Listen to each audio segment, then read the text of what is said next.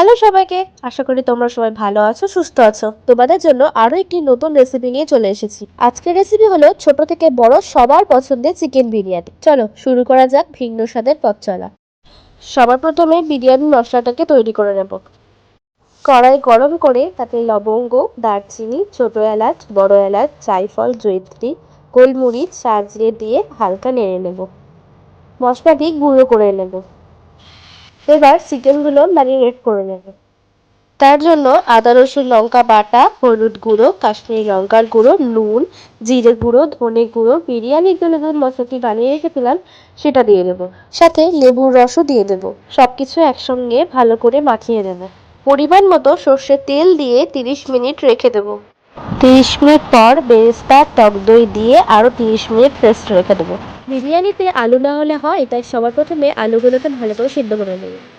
আলুগুলো সেদ্ধ করার সময় সামান্য পরিমাণ নুন আর হলুদ দিয়ে নেবে। আলুগুলি ভালো করে সেদ্ধ হয়ে গেলে কড়াইয়ে তেল দিয়ে ভেজে নেবে। এবার বেরেস্তা তৈরির জন্য কড়াইয়ে তেল দিয়ে কুচি করে নেওয়া পেঁয়াজগুলো ভেজে নেবে। পেঁয়াজগুলো ব্রাউন হয়ে আসলে তুলে নেবে।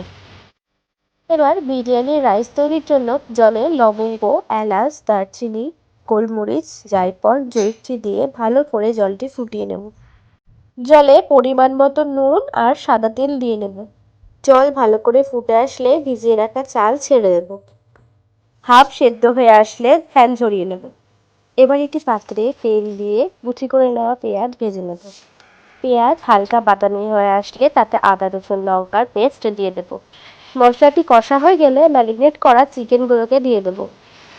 সাথে ভেজে রাখা আলুগুলোকেও দিয়ে দেবে।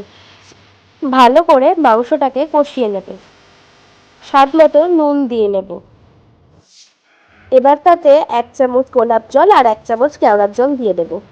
এবার সাজানোর পালা। হাঁড়িতে ভালো করে ঘি ছড়িয়ে নেব। তারপর ওপর দিয়ে রাইস ছড়িয়ে দেবো। আর যে মশলাটি কষিয়ে রেখেছিলাম আলু আর চিকেন, অল্প পরিমাণ গ্রেভি দিয়ে দেবো। তারপর সামান্য পরিমাণ লবণ, বেরেস্তা, ঘি, বিরিয়ানির মশলা দিয়ে দেব। এইভাবেই পরপর সাজিয়ে নেব। এরপর ওপর দিয়ে বেরেস্তা, বিরিয়ানির মশলা আর ঘি ছড়িয়ে দেব। তার সাথে দুধে ভিজিয়ে রাখা কেশর, কেওড়ার জল, গোলাপ জল আর আপেলের মিশ্রণটি দিয়ে দেবো। সবকিছু ভালো করে সাজানো হয়ে গেছে। এবার ঢাকনা দিয়ে আটকে দেবো। তার ওপর হাঁড়ি বসিয়ে ভাপে রেখে দেবো। এবার হাই ফ্লেমে 10 মিনিট, লো ফ্লেমে 15 মিনিট আর বন্ধ করে 10 মিনিট রেখে দেবো। তারপর ঢাকনা খুললেই সবার পছন্দের বিরিয়ানি রেডি। তোমরাও ঠিক এই পদ্ধতিতেই সহজেই বিরিয়ানি তৈরি করে নিতে পারবে।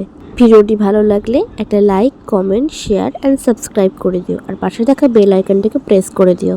আজকের ভিডিওটি এখানেই শেষ করছি। সবাই সুস্থ থেকো, ভালো থেকো।